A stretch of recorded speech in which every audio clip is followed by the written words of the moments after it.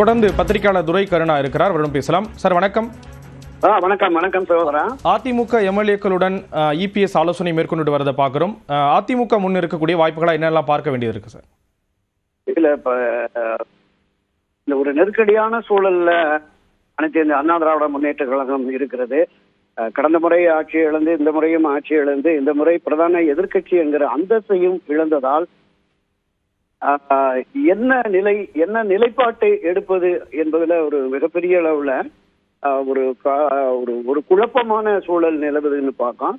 நம்ம அந்த வட்டாரத்துல பேசிய போது திரு எடப்பாடி பழனிசாமி அவர்கள் நாம புதிய ஆட்சி என்பதால் வெளியிலிருந்து ஆதரவு தெரிவிக்கலாம் அப்படின்னு சொன்னதாக ஒரு தகவல் இருக்கு. இன்னொன்னு, திரு சி.வி. சண்முகம் உள்ளிட்டவர்கள் எம்எல்ஏக்கள் அதான் ஆட்சி அதிகாரத்துல பங்குன்னு சொல்லியிருக்காருல்ல, தவேகாவோடு இணைந்து நாம் கூட்டணி ஆட்சி அதிகாரத்தில் பங்கு பெறுவோம் அப்படிங்கிற கருத்தாக்கம் இருப்பதாக சொல்றாங்க. இது தொடர்பாக தான் மாறி மாறி இரண்டு தரப்புமே பேசிக் கொண்டிருப்பதாக சி.வி. சண்முகம் வீட்டில் ஒரு ஆலோசனை நடந்தது.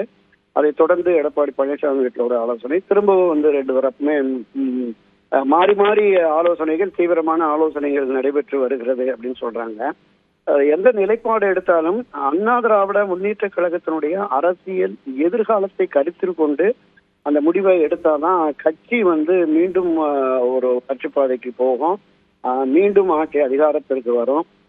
அது இல்லாத பட்சத்துல இவங்க தவேகாவோடு சேர்ந்து அந்த ஆட்சியில பங்கு பெற்றார்கள் என்றால் அதிமுகவுடைய எதிர்காலம் மிகப்பெரிய கேள்விக்குறி ஆகிடும்.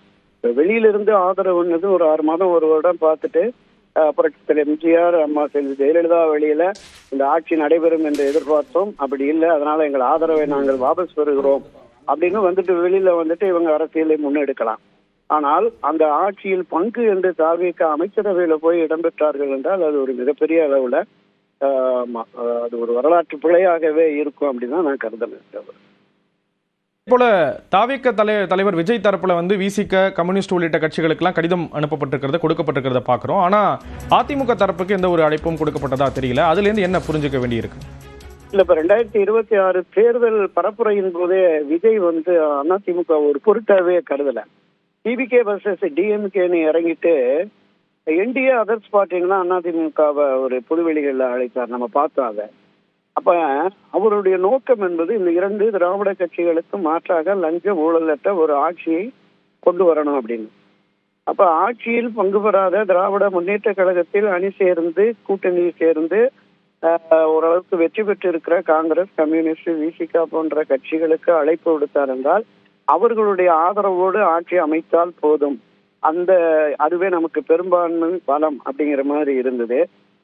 இந்த பக்கம் நேரடியாக அவர்கள் அழைப்பு விடலை என்றாலும் கூட இந்த தரப்பு தவேகா தரப்புல இருந்து எடப்பாடி சந்தித்து பேசியதாக கூட சில தகவல்கள் நமக்கு இருக்கு. அதனுடைய உண்மைத்தன்மை நமக்கு இல்லை. ஆனா வெளிப்படையாக அழைப்பு கொடுக்கல. காங்கிரஸ் இடதுசாரிகளுக்கு அழைப்பு கொடுத்தது போல இவங்களுக்கு அழைப்பு கொடுக்கல. எனவே தான் இவங்க எந்த முடிவெடுத்தாலும் அந்த முடிவை தவேகா, விஜய் எந்த அளவுக்கு அதை ஒப்புக்கொள்ள போகிறார் அப்படிங்கிறது ஒரு பெரிய கேள்விக்குறியாகத்தான் இருக்கிறது. இணைப்புல கருத்துக்களை பகிர்ந்து கொண்டதற்கு நன்றி திரு துரை கருணா.